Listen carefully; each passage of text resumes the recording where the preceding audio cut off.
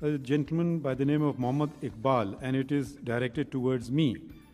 Quote, a newly established law directorate at the GHQ is tasked to research and render legal advice on constitutional and international issues. Why can't we have coordination with them? Thank you. I did not know that the army is now undertaking this task.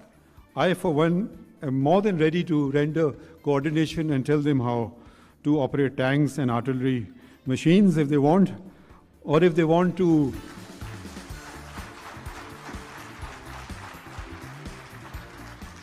or if they want to learn from what little one knows about the constitutional and international law issues, they're welcome to invite me or any one of us. Zigzag News.